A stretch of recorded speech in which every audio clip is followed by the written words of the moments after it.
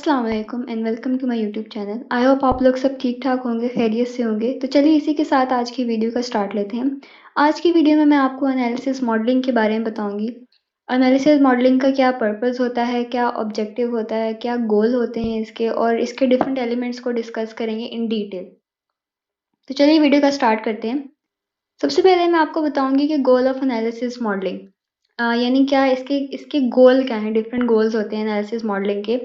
सबसे पहले डिस्कस करेंगे कि एनालिसिस मॉडलिंग का सबसे बेसिक गोल यही होता है कि जो आपका जो सिस्टम होता है, कोई भी सॉफ्टवेयर या प्रोडक्ट डेवलप कर रहे हैं, तो उसकी टेक्निकल रिप्रेजेंटेशन को प्रोवाइड करती है मॉडलिंग।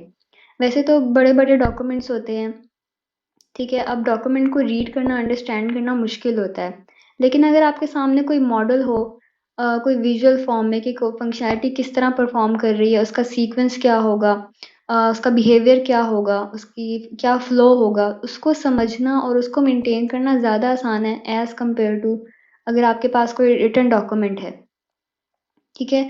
तो इसमें जो है इसका गोल है एनालिसिस मॉडलिंग का मेन, आप कह सकते हैं। इसी तरह अगर हम आगे बात करें कि इसमें जो है प्रॉब्लम ऑफ साइज, यानी जो सिस्टम है उसको पार्टीशनिंग करके के मॉडलिंग में डिफरेंट मॉड्यूल्स के डिफरेंट डायग्राम्स बना, जैसे लॉगिन मॉड्यूल का अलग आप मॉडल बना सकते हैं, चेकआउट मॉड्यूल का आप अलग मॉडल बना सकते हैं। तो इस तरह से आप लोग प्रॉब्लम को डिफरेंट स्मॉल चंक्स में डिवाइड कर देते हैं। इजीली ग्राफिक्स के थ्रू या मॉडलिंग के थ्रू आप उसको डिफाइन कर सकते हैं। इसी तरह मॉडलिंग का जो मेन गोल है वो ये है कि इट डिफरेंशिएट बिटवीन के सिस्टम में क्या होगा, यानी एसेंशियल, और किस तरह से होगा, उसके बीच में आप डिफरेंशिएट कर सकते हैं। यानी रिक्वायरमेंट्स क्या हैं और उनको कैसे इम्प्लीमेंट करना है। जैसे क्लास डायग्राम में आप डिटेल में बताते हैं कि उनको मॉडलिंग के थ्रू कि आपने एक सिस्टम को किस तरह से लेके चलना है, या सीक्वेंस डायग्राम में भी आप डिफाइन करते हैं इस चीज़ को। और इसी तरह अगर हम बात करेंगे कि इसमें मेन जो गोल है एनालिसिस मॉडलिंग का, वो ये भी है कि आपको हेल्प करता है इन ट्रैकिंग और इन इवैल्यूएशन ऑफ इंटरफेसेस की।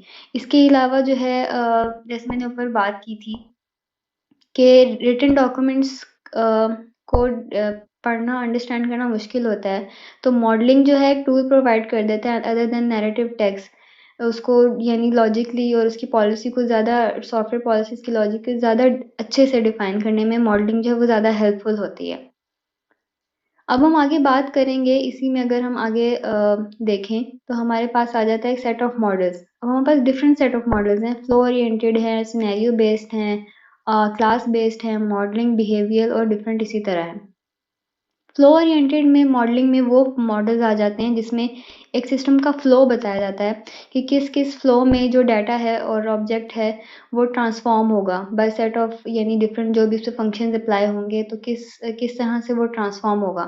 सिनेरियो बेस्ड मॉडलिंग में हमारे पास यूज केसेस आ जाते हैं जिसमें हम कस्टमर यानी यूज़र पॉइंट ऑफ व्यू के मॉडल को रिप्रेजेंट करते हैं कि एक यूज़र के पॉइंट ऑफ व्यू से किस तरह से एक सिस्टम जो है वो परफॉर्म करेगा। उसके बाद आता है हमारे पास क्लास बेस्ड मॉडलिंग, जिसमें क्लास डायग्राम्स आ जाती है, जिसमें हम क्लासेस को डिफाइन करते हैं, जिसमें ऑब्जेक्ट्स हो गए, एट्रीब्यूट्स और उसकी रिलेशनशिप्स। अब हम बात करेंगे बिहेवियर मॉडलिंग। बिहेवियर मॉडलिंग में वो मॉडल्स आ जाते हैं जो एक सिस्टम के बिहेवियर को डिस्क्राइब करते हैं, उसके सीक्वेंस को, कि किस सीक्वेंस में सिस्टम बिहेव करेगा तो उस पर क्या एक्शंस परफॉर्म होंगे, तो वो किस स्टेट में जाएगा, उसकी क्या क्लासेस होंगी, उस पर क्या मेथड अप्लाई होंगे, तो ये सब जो है बेसिकली बिहेवियर मॉडलिंग में आ जाता है। अब इसी में हम नेक्स्ट अगर हम बात करें तो हमारे पास आ जाती है रिक्वायरमेंट एनालिसिस। रिक्वायरमेंट एनालिसिस की अगर हम पर्पस की बात करें, सबसे मेनली पर्पस तो यही है कि वो सॉफ्टवेयर की ऑपरेशनल जो कैरेक्टरिस्टिक्स होते हैं उनको स्पेसिफाई कर देते हैं।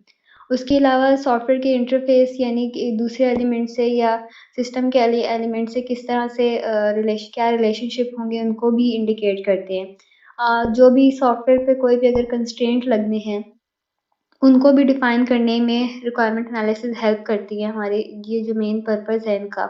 उसके अलावा अगर हम बात करें कि सॉफ्टवेयर डिज़ाइनर को जो एक रिप्रेजेंटेशन मिल जाती है कि एक सिस्टम की इंफॉर्मेशन, उसका फंक्शन, उसका बिहेवियर किस वे में वो बिहेव करेगा, उसको जो है मतलब हेल्प हेल्प मिल जाती है कि किस तरह से एक सिस्टम आप फर्दर किस तरह से उसको लेके चलेंगे, किस तरह से उसको डेवलप करेंगे, तो ये जो मॉडलिंग है ये बहुत हेल्पफुल होती है, क्योंकि ये रिक्वायरमेंट एनालिसिस के थ्रू ही इस मॉडलिंग को डिज़ाइन करते हैं। लेटर ऑन जो ये है, ये लेटर ऑन ज़ाहिर बात है ट्रांसलेट हो जाते हैं into further like architecture, interface और क्लासेस में और कंपोनेंट लेवल डिज़ाइंस में फर्दर डिवाइड हो जाते हैं, और ये जो फर्दर डिज़ाइंस हैं ये फर्दर कोड में कन्वर्ट हो जाते हैं, और फिर कोड जो है वो आपकी एक प्रोडक्ट को डिफाइन करते हैं।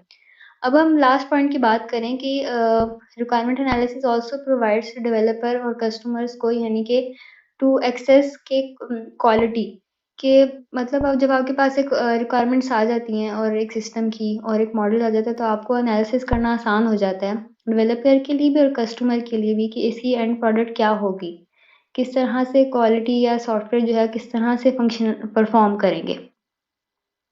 अब इसी में अगर हम आगे बात करें कि ओवरऑल इनके ऑब्जेक्टिव की बात करें, एनालिसिस मॉडलिंग की, रिक्वायरमेंट एनालिसिस की, तो इसके मेन 3 प्राइमरी ऑब्जेक्टिव है। सबसे पहला तो यही है कि हमें पता चल जाता है कि कस्टमर को क्या चाहिए, ठीक है? इसका मेन यही है कि डिस्क्राइब करना कि कस्टमर की क्या रिक्वायरमेंट्स हैं। उसके अलावा एक जो सॉफ्टवेयर डिज़ाइन है, वो क्रिएट हो जाता है, टू एस्टैब्लिश करना कि एक सॉफ्टवेयर का क्या डिज़ाइन होगा। उसके अलावा सेट ऑफ रिक्वायरमेंट्स आ जाती हैं, और जब वो रिक्वायरमेंट्स आ जाती हैं उनको वैलिडेट करना कि इनकी बेस पे सॉफ्टवेयर बिल्ड होगा। उनको वैलिडेट करना और फर्दर उनको टेस्ट करना, क्योंकि रिक्वायरमेंट्स की बेस पे ही फर्दर सिस्टम को टेस्ट किया जाता है कि वेदर रिक्वायरमेंट्स फुलफिल हो रही हैं कि नहीं। तो ये जो सारे एलिमेंट्स ऑफ एनालिसिस मॉडल हैं ये डायरेक्टली ट्रेसेबल हैं कि जो पार्ट्स ऑफ डिज़ाइन मॉडल, और उसके अलावा सम पार्ट्स जो हैं वो ओवरलैप भी कर जाते हैं। अब हम बात करेंगे डोमेन एनालिसिस की। डोमेन एनालिसिस में अगर हम डेफिनेशन की बात करें तो सबसे पहला यही पॉइंट है कि जो आइडेंटिफिकेशन एनालिसिस है, और उसमें यानी स्पेसिफाई करना जो कॉमन या रीयूजेबल कैपेबिलिटीज़ हैं, यानी एक किसी भी एप्लीकेशन डोमेन में कोई ऐसे प्रोडक्ट्स में जो मॉड्यूल्स हैं या चीज़ें ऐसी हैं जो रीयूज़ हो सकें, उनको डिफ़ाइन करना, और उसको ये उसमें हमारे पास कोड भी आ जाता है, यानी कौन सी ऐसी क्लासेस ऑब्जेक्ट्स हैं, फ्रेमवर्क्स है जो रीयूज़ हो सकते हैं। डिफरेंट सोर्स है डोमेन नॉलेज को यूज़ करने एक्सेस करने के लिए, उसमें हमारे पास टेक्निकल लिटरेचर आ जाता है, यानी रिसर्च पेपर्स हो गए, और उसके अलावा एग्जिस्टिंग एप्लीकेशंस जो हैं उनको एक्सप्लोर करें कि उसमें किस तरह से फंक्शनैलिटी हो रही है, किस तरह से नहीं हो रही है। उसके अलावा रिक्वायरमेंट्स कस्टमर के थ्रू भी कर सकते हैं कि रिक्वायरमेंट्स कस्टमर को सर्वे कर लें और या एक्सपर्ट से एडवाइस ले लें। इस तरह भी आप डोमेन की एनालिसिस कर सकते हैं, या फिर करंट और फ्यूचर रिक्वायरमेंट्स देख लें। अब इसका आउटकम ये होता है कि हमारे पास क्लासेस की टेक्सोनोमीज़ आ जाती हैं कि कौन-कौन सी क्लास हमारे सिस्टम की बन सकती हैं, उसमें क्या एट्रीब्यूट्स हो सकते हैं, उसके अलावा कौन सी ऐसी क्लास हैं या कौन से ऐसे मॉड्यूल्स हैं, कौन से ऐसे एस्पेक्ट्स हैं जो रीयूज़ हो सकते हैं। उसके अलावा उसी सिस्टम की फंक्शनल और बिहेवियरल मॉडल भी हमारे पास आ सकते हैं, और उसके अलावा डोमेन यानी उस पे लैंग्वेज कौन सी यूज़ आप कर सकते हैं उसको डेवलप करने के लिए। तो ये सब चीज़ें जो हैं ये डोमेन एनालिसिस से आ जाती हैं। तो डोमेन एनालिसिस जो है एक बहुत इम्पोर्टेंट पार्ट है, अगर सॉफ्टवेयर कोई भी आपने प्रोडक्ट डिज़ाइन करना है, डेवलप करना है, तो उसका डोमेन एनालिसिस करने से बहुत, एक तो टाइम भी सेव हो जाता है और बजट भी आपका कॉस्ट भी कम लगती है। अब हम बात करेंगे एनालिसिस मॉडलिंग अप्रोचेज़ की। मेनली तो इसकी 2 अप्रोचेज़ हैं जो कि फर्दर डिवाइडेड हैं। सबसे पहली एनालिसिस मॉडलिंग की अप्रोच है स्ट्रक्चर्ड एनालिसिस। स्ट्रक्चर्ड एनालिसिस में हम डिफाइन करते हैं कि इसमें जो डाटा होता है, उसको देखते हैं और प्रोसेस को, कि जब किसी भी डाटा पे कोई भी अगर फंक्शन लगा है तो उसपे उससे क्या प्रोसेस हुआ है और उसका क्या आउटकम आया है, इस चीज़ पे हमारी मेन फ़ोकस होता है स्ट्रक्चर्ड एनालिसिस में।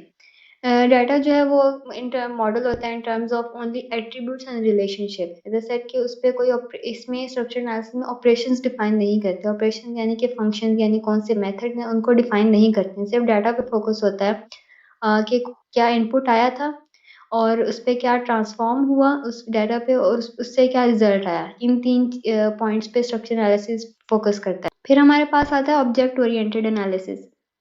ऑब्जेक्ट ओरिएंटेड में हमारे पास मेन चीज़ यही देखते हैं कि क्लासेस का, क्योंकि ऑब्जेक्ट ओरिएंटेड आपको वर्ड से ही आपको पता लग रहा होगा कि क्लासेस पे ज़्यादा फोकस होता है कि क्लासेस किस तरह से एक दूसरे से कम्युनिकेट करेंगी, उनका रिलेशनशिप्स, और किस तरह से ये फर्दर कस्टमर की रिक्वायरमेंट्स को फुलफिल करेंगी। अब हम देखते हैं different elements of analysis model के। अब इसमें हमारे पास ऑब्जेक्ट ओरिएंटेड एनालिसिस में 3 आ जाते हैं और स्ट्रक्चरल एनालिसिस में हमारे पास फ्लो ओरिएंटेड मॉडलिंग ऊपर हमने देखा था जैसे 4 जो हमारे पास थे, जो मैंने डिफाइन भी किए थे आपको थोड़े से। तो अब हम इनको डिटेल में देखेंगे। ऑब्जेक्ट ओरिएंटेड में हमारे scenario based modelling, class based modelling और बिहेवियर मॉडलिंग आ जाती है, और स्ट्रक्चर में हमारे पास सिर्फ फ्लो ओरिएंटेड मॉडलिंग आ जाती है, क्योंकि उसमें हमारे पास ऑपरेशंस नहीं होते, जबकि ऑब्जेक्ट में हमारी क्लासेस और फंक्शन, मेथड सब कुछ होता है। सिनेरियो बेस्ड में हमारे पास यूज केस डायग्राम्स आ जाती हैं, एक्टिविटी डायग्राम्स आ जाती हैं। इसी तरह क्लास में क्लास डायग्राम्स, एनालिसिस पैकेज, और बिहेवियर में state machine diagrams, sequence diagrams, और फ्लो ओरिएंटेड में हमारे पास सिंपल डायग्राम्स आ जाती हैं, जिसमें data structure diagrams, data flow diagrams, control flow diagrams और प्रोसेसिंग नैरेटिव्स। सबसे पहले हम देखेंगे scenario based modelling. Scenario based में सबसे पहले मैंने आपको डिफाइन किया कि यूज केस मेनली इसमें यूज किया जाता है। यूज केस में हम जो भी उसमें सिनेरियो बेस्ड है, क्योंकि जैसे मैंने ऊपर डिफाइन भी किया था कि एक यूजर के पॉइंट ऑफ व्यू से देखा जाता है। जो भी एक सिस्टम में यूजर इन्वॉल्व होते हैं, वो कोई भी हो सकते हैं, तो उसको लिखने के लिए हम जो ये फॉर्मेट आपको नजर आ रहा है, इसमें है हमारे पास यूज केस टाइटल, यानी इसका क्या टाइटल, जैसे लॉगिन का अगर बना रहे हैं, या आप फूड ऑर्डरिंग का अगर आप यूज केस बना रहे हैं, या इसमें एक्टर कौन कौन हो सकते हैं वो डिफाइन करेंगे, और उसकी डिस्क्रिप्शन। ये कुछ ही स्मॉल एग्जांपल है जिसमें हमारे पास यूजर्स हैं customer, expert, menu system, cook और पेमेंट सिस्टम। अब इसमें काम किस तरह से हो रहा है कि एक कस्टमर ने सबसे पहले एक ऑटोमेटेड मेन्यू में से सिलेक्शन की, वो हमारे पास गई एक्सपर्ट मेन्यू सिस्टम, यानी जो बैकएंड पे जो एक सिस्टम बना हुआ है उसके पास गई, और उसने उस बेस पे ऑर्डर फूड कर दिया। जब उसने ऑर्डर फूड किया तो कुक के पास नोटिफिकेशन गया कि अच्छा ये ऑर्डर आया है। कुक ने कस्टमर को नोटिफाई कर दिया कि आपका फूड एंड ड्रिंक रेडी है। कस्टमर ने पेमेंट किया, और एंड पे जो पेमेंट सिस्टम था, मॉड्यूल था, उसको पेमेंट हो गई। तो ये एक एग्जांपल थी यूज केस डायग्राम की। अब हम बात करेंगे एक्टिविटी डायग्राम्स की। एक्टिविटी डायग्राम्स में अगर हम बात करें तो यूज केस से ही आती है बेसिकली, लेकिन इसमें हम एक रिप्रेजेंटेशन, एक फ्लो दिखा देते हैं इसमें भी with in a specific scenario. इसमें हमारे पास फ्लो चार्ट सिंबल्स होते हैं, राउंडेड रेक्टेंगल होती है, जिसमें एक rounded rectangle basically represents a specific system, जिसमें फंक्शन या एक्शन डिफाइन होता है। एरो जो है वो फ्लो दिखाता है कि एक एक एक्शन से, मतलब एक जो फंक्शन है उससे क्या फ्लो होगा, और दूसरा फिर उससे क्या रिजल्ट निकलेगा, तो एरो इसके लिए यूज किया जाता है।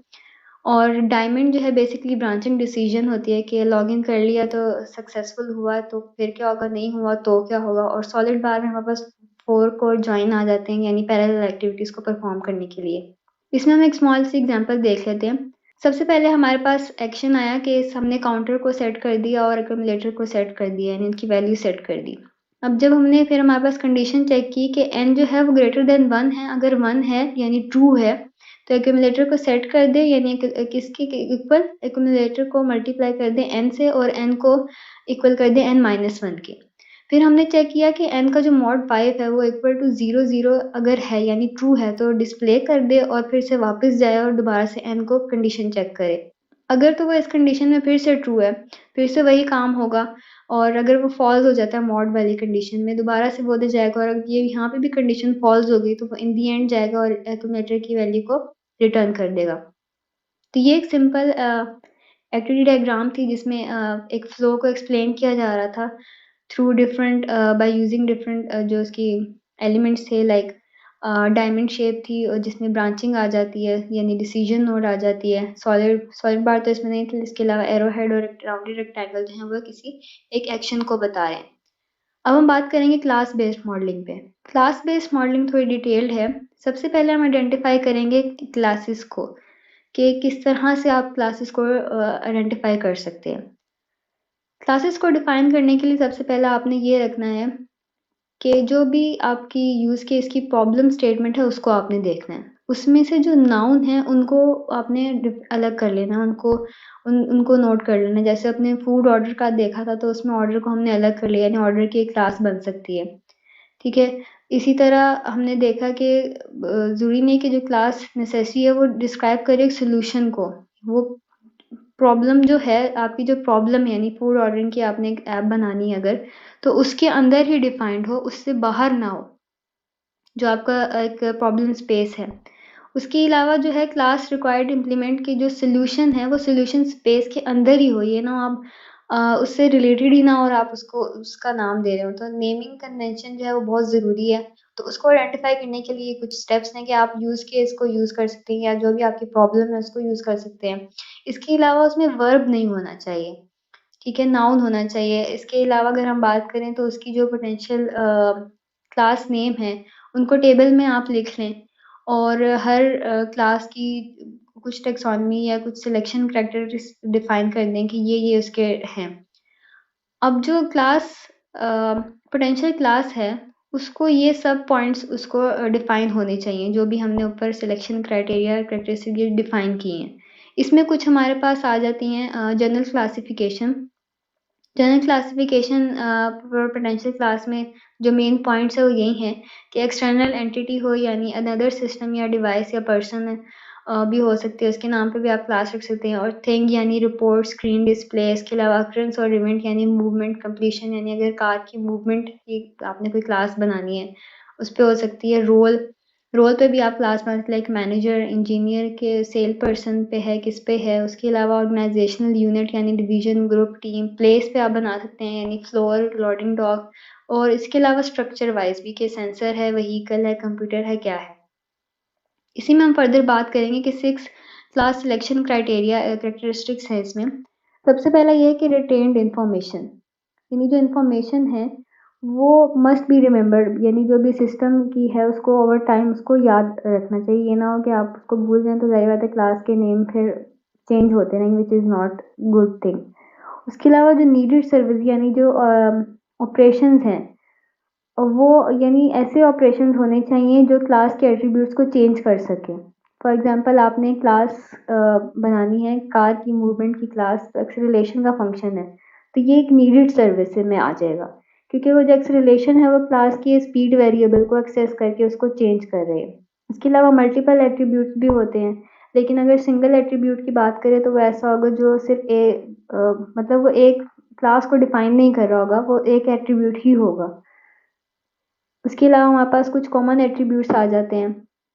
कॉमन एट्रीब्यूट्स की एग्जांपल इस तरह से हो सकती है कि आपने फॉर एग्जांपल आप कोई गेम डेवलप कर रहे हैं, उसमें आपके पास 2 कैरेक्टर्स हैं, प्लेयर और एनिमी।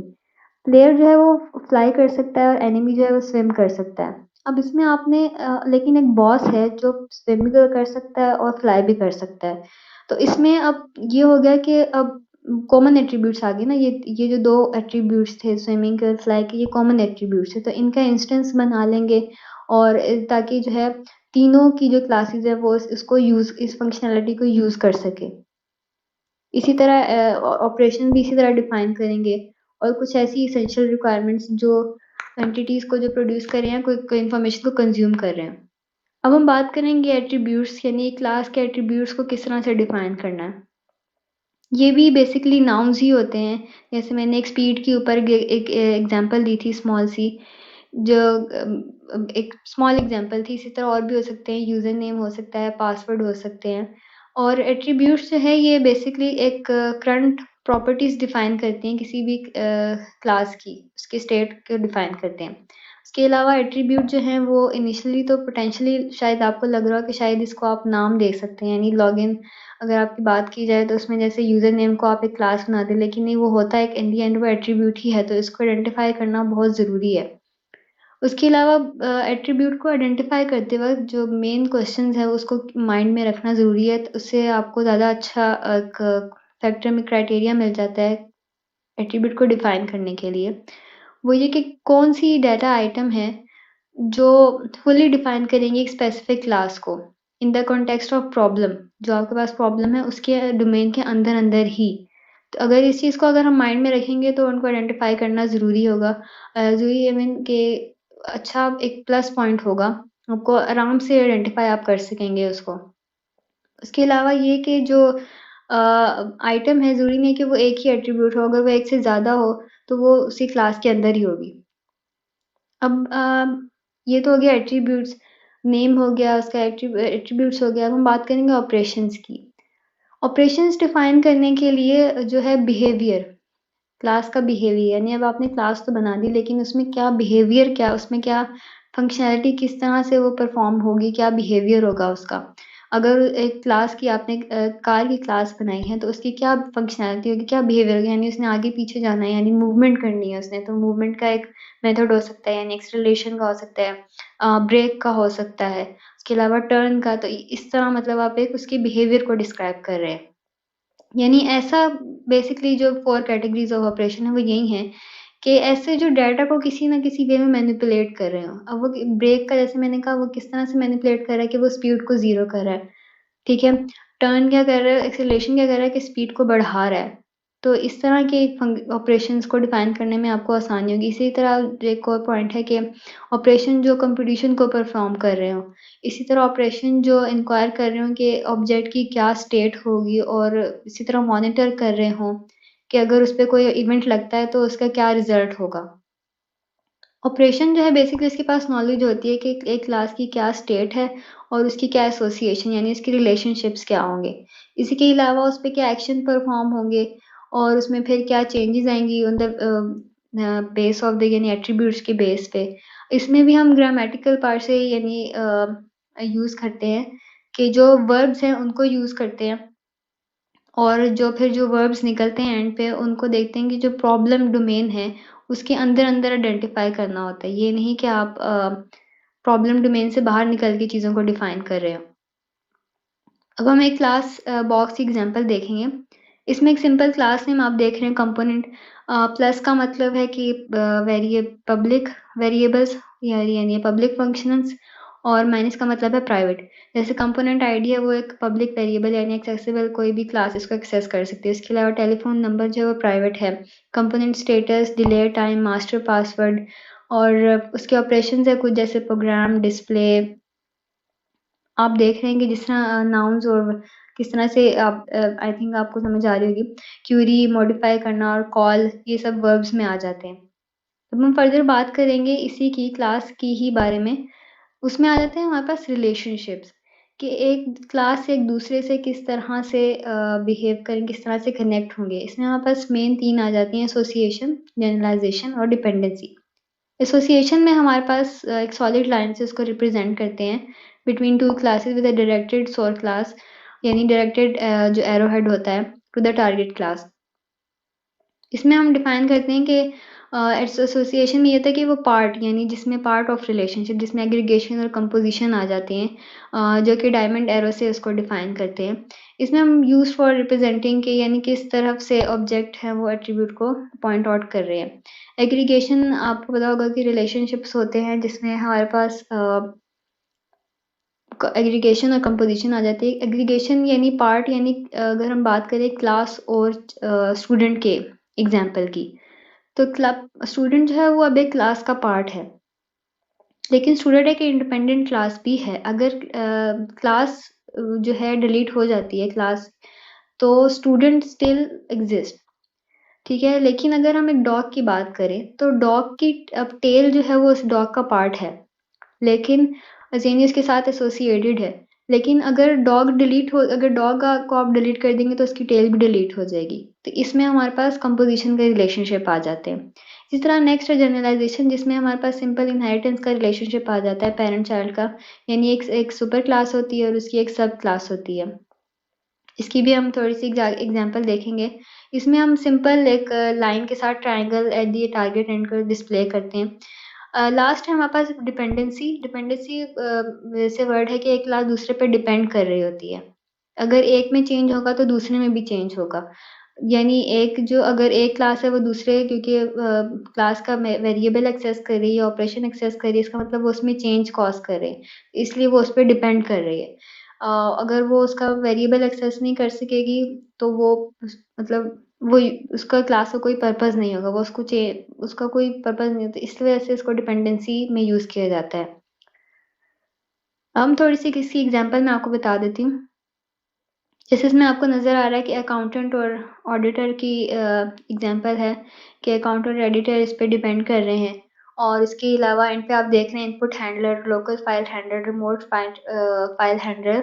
इसमें हमारे पास जनरलाइजेशन आ रही है, यानी इनपुट हैंडलर एक सुपर क्लास है और local file handler remote file जो है वो उसकी सब क्लासेस। इसी तरह अकाउंट में भी अकाउंट रिसीवेबल है वो उसकी सब क्लासेस हैं। इसी तरह काउंट लिस्ट जो है ये हमारे पास यहाँ पे एसोसिएशन आ जाती है, और इसी तरह रिकॉर्ड कीपर में भी हमारे पास एसोसिएशन आ जाती है। तो ये थी कुछ एक एग्जांपल्स है क्लास डायग्राम्स की रिलेशनशिप्स की। अब हम बात करेंगे बिहेवियरल मॉडलिंग की। बिहेवियरल मॉडलिंग में अगर हम बात करें तो सबसे पहले कि बिहेवियरल मॉडल को क्रिएट कैसे किया जाता है। सबसे पहले हम उसमें डिफाइन करेंगे कि उसमें क्या-क्या इवेंट्स हो सकती हैं यूज़ केस में, और फिर उसको किस तरह से उसको क्लास डायग्राम में एट्रीब्यूट में डिफाइन कर सकते हैं। फिर हर जो भी क्लास है उसकी हर क्लास की एक स्टेट डायग्राम बनती है। फॉर एग्जांपल ऊपर जैसे हमने देखा एक कंपोनेंट की क्लास थी तो उसकी अलग स्टेट डायग्राम बनेगी, लॉगिन की क्लास है तो उसकी अलग बनेगी, मूवमेंट की क्लास है तो उसकी अलग स्टेट डायग्राम बनेगी। ठीक है, यानी होल सॉफ्टवेयर सिस्टम की एक अलग बिहेवियरल मॉडलिंग आ जाती है। जैसे मैंने आपको बताया भी था कि मॉडल्स के थ्रू आप एक बिगर प्रॉब्लम को चंक्स में डिवाइड करना आपके लिए रिप्रेजेंटेशन में भी आपको ज़्यादा आसानी हो जाती है। तब मैं बताऊँगी कि इवेंट्स को यूज़ केस में किस तरह से आइडेंटिफ़ाई करते हैं।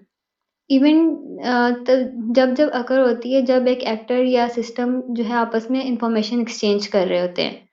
ठीक है, जैसे हमने ऊपर देखा जब वो ऑर्डर कर रहे थे, मेन्यू में से उसने जब ऑर्डर सेलेक्ट किया था, ठीक है? इसी तरह जब उसने पेमेंट की थी, तो यानी इस तरह की जो बीच में उसमें यूज़ केस में इवेंट्स बेसिकली उनको इस तरह से आइडेंटिफ़ाई कर सकते हैं। इवेंट ज़रूरी नहीं है कि वो इन्फॉर्मेशन हो जो एक्सचेंज हो, बट ऑल्सो कि फैक्ट कि इन्फॉर्मेशन एक्सचेंज हो चुकी है। कुछ इवेंट्स ऐसी होती हैं जो फ्लो होती हैं इसको उस पे इम्पैक्ट करती हैं, कुछ ऐसी होती है जो नहीं भी करती हैं। एग्ज़ाम्पल इसकी ये है कि रीडिंग ऑफ डाटा आइटम यानी यूज़र वर्सेस कंपेयरिंग यानी data item to some possible values. ये इसकी एक स्मॉल एग्ज़ाम्पल है, यानी कि एक रीडिंग ऑफ डाटा एक आइटम यानी यूज़र कर रहा है और दूसरी जो है वो डाटा आइटम जो है वो कोई और पॉसिबल वैल्यू कर रहा है। अब इसमें बात करेंगे कि स्टेट डायग्राम को बिल्ड कैसे करते हैं।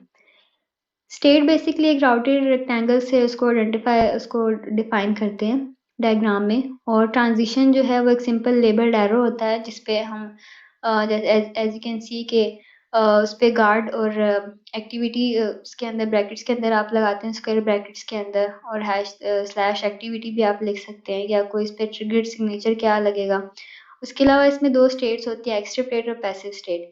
एक्टिव स्टेट वो होती है जो उसके ऑब्जेक्ट के ओवरऑल करंट स्टेट को इंडिकेट कर रही हो, ठीक है?